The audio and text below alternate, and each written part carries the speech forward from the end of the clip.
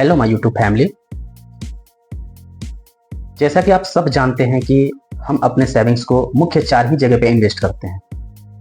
उसमें पहला है गोल्ड, जिस पे हमने ऑलरेडी वीडियो बना रखा है। आप हमारे चैनल के माध्यम से उस वीडियो को देख सकते हैं और समझ सकते हैं कि हमें गोल्ड को किस सेक्टर में इन्वेस्ट करना चाहिए जहां से एक अच्छा रिटर्न हमें मिल सके।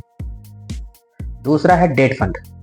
इसमें गवर्नमेंट या प्राइवेट सेक्टर्स की वो स्कीम्स जिसमें फिक्स रिटर्न देने की बात कही जाती है, जिसमें banking sector, post office sector और पॉलिसी सेक्टर्स, जिनके थ्रू हमें फिक्स रिटर्न देने की बात कही जाती है। नेक्स्ट वीडियो में एक एक करके इन सभी स्कीम्स पे हम बात करेंगे। ये सब जितनी भी स्कीम्स हैं वो महंगाई दर से नीचे ही आपको फिक्स रिटर्न देने की बात करते हैं। हम ये नहीं कहते कि ये स्कीम्स खराब हैं, बट हमें अपने पैसे को इन्वेस्ट वैसे जगह करना चाहिए जहां हमें महंगाई दर को बीट करते हुए हमारे पैसे का समय के साथ एक अच्छा ग्रोथ हो। तीसरा है शेयर मार्केट। इसमें अपने सेविंग्स को कई तरीके से इन्वेस्ट किया जाता है। जैसे पहला है डेट, हाइब्रिड, इक्विटी। इस तरीके के 3 फंड्स होते हैं, 3 कैटेगरीज होते हैं जिनमें पैसे को डाइवर्सिफिकेशन करके अपने समय, अपने गोल के मुताबिक हम उस जगह पे पैसे को इन्वेस्ट कर सकते हैं। आगे की वीडियो में हम डेट, हाइब्रिड, इक्विटी, इन सभी फंड्स के बारे में और अपने गोल के हिसाब से एक एक करके चर्चा करेंगे। आज की वीडियो में हम बात करने वाले हैं रियल एस्टेट की। रियल एस्टेट मीन्स वास्तविक संपत्ति, जिसे हम छू सकते हैं, देख सकते हैं, महसूस कर सकते हैं, वो होता है रियल एस्टेट। रियल एस्टेट की सेक्टर अपने आप में पुराने समय से एक बहुत बड़ा बिजनेस का केंद्र रहा है। इसने इन्वेस्टर को प्रॉफिट से लेके गवर्नमेंट को बहुत बड़ा रेवेन्यू तक दिया है। लोग जमीन या उस पर बने स्ट्रक्चर को खरीदते हैं ताकि उनका रेगुलर इनकम आती रहे।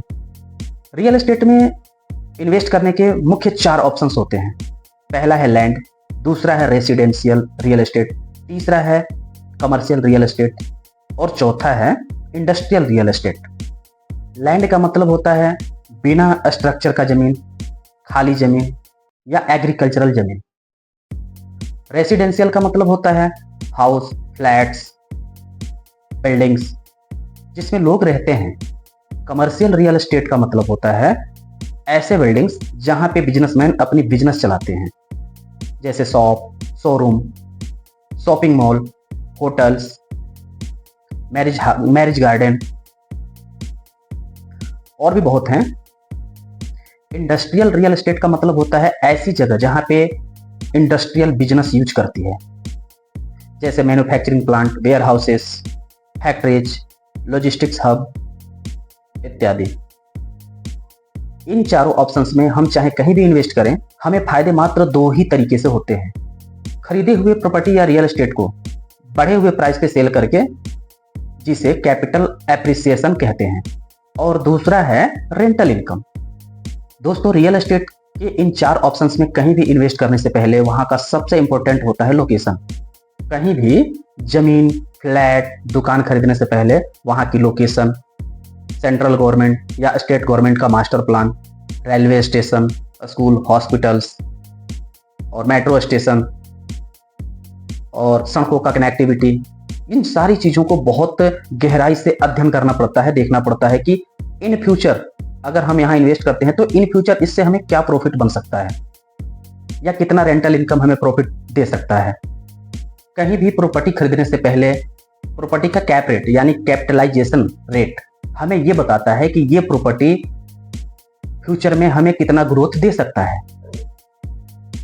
मान लीजिए हमने 50 लाख रुपए में एक फ्लैट खरीदा और उस फ्लैट से रेंटल इनकम हर महीने 25,000 रुपए आ रही है, तो साल का 3 लाख रुपए रेंटल इनकम हुआ।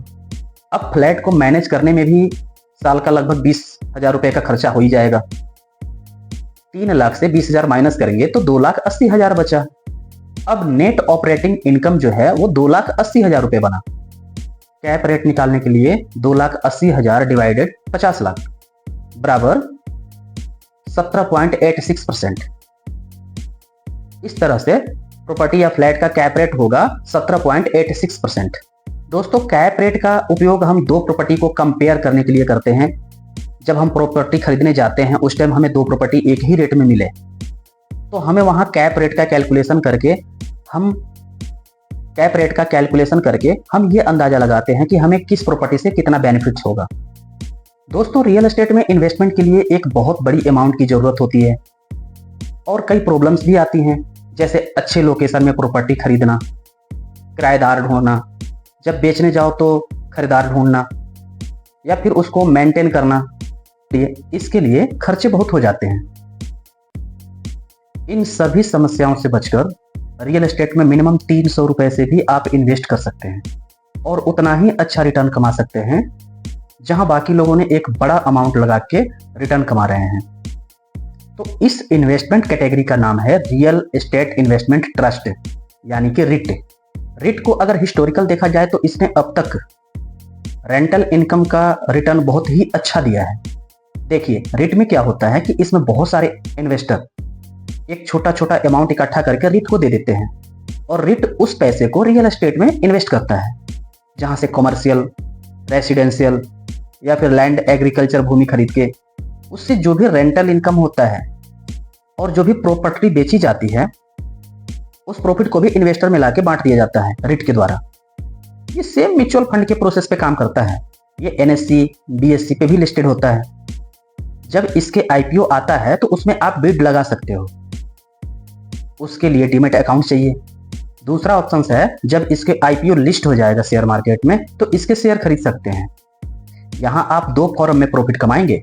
पहला, शेयर प्राइस बढ़ने के साथ साथ रिटर्न आपको मिलेगा, इसे कैपिटल एप्रिसिएशन कहते हैं। दूसरा, डिविडेंड के रूप में, जिसे रेंटल इनकम कहा जाता है। इसमें एक प्रॉब्लम होता है कि रिट में आपके द्वारा किया गया इन्वेस्टमेंट वो दिखता नहीं है, उसे आप छू नहीं सकते, महसूस नहीं कर सकते।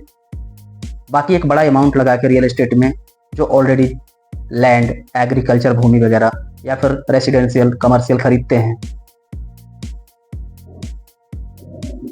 इसमें आपका पैसा गुप्त रहता है और किसी संस्था को दिया जाता है और वो संस्था द्वारा प्रॉफिट कमा के आपको वितरित किया जाता है।